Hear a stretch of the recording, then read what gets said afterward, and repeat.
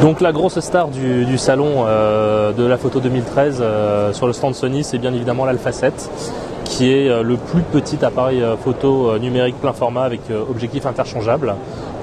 Et la prouesse, c'est d'avoir réussi à mettre un capteur de 24 par 36 mm, donc le vrai plein format, dans un boîtier extrêmement compact et extrêmement léger puisqu'il tient quasiment dans la main.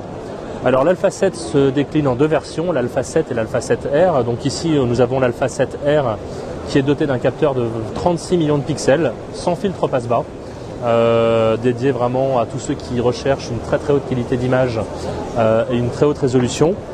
Son petit frère l'Alpha 7, lui est en 24 millions de pixels avec filtre passe-bas.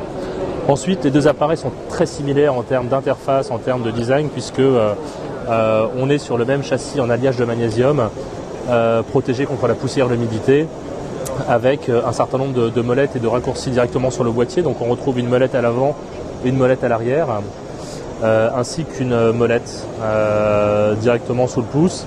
Et ce qui est extrêmement intéressant, c'est la présence de 1, 2 et 3 touches qui vont être intégralement paramétrables en fonction des besoins de l'utilisateur. Donc on va pouvoir mettre n'importe laquelle parmi 45 fonctions, on va pouvoir l'assigner à ces touches-là et on va pouvoir vraiment faire un appareil à son usage.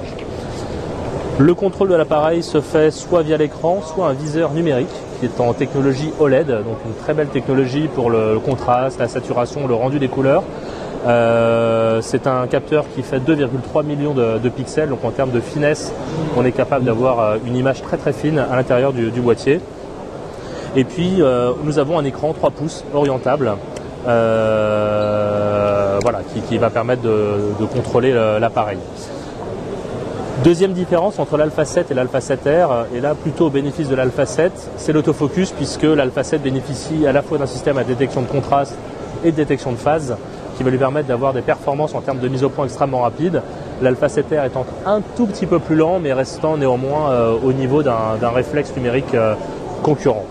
Et puis non seulement l'appareil fait des très très belles photos, mais en plus c'est un très bon caméscope, puisque on est capable de faire de la vidéo en Full HD 1080p, haute résolution, du 60, 50, 24 et 25p.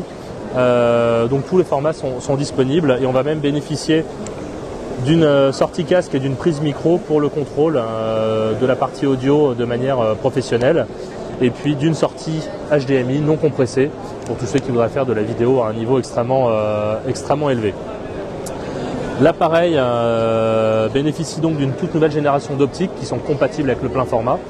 Donc en l'occurrence ici nous avons un 35 f2.8 Zeiss, mais la gamme se compose aussi d'un 55 f1.8 Zeiss, d'un 24-70 f4 Zeiss, d'un zoom transstandard 28-70 3.5-5.6, et puis il va arriver au tout début du printemps un 70-200 f4G, donc un télézoom haute qualité, sachant que l'appareil est aussi compatible avec l'intégralité des objectifs NEX au format APS-C. Et puis aujourd'hui sur le marché on va trouver énormément de bacs d'adaptation qui vont permettre de monter toutes les optiques possibles et imaginables et d'utiliser des vieilles optiques de marques concurrentes sur l'Alpha 7 et de bénéficier de tout le plaisir d'avoir un appareil plein format ultra compact. Le produit va sortir d'ici une semaine ou deux, donc il va être sur le marché très rapidement et va être disponible en boîtier nu à 1 500 € pour l'Alpha 7 et 2 100 € pour l'Alpha 7R.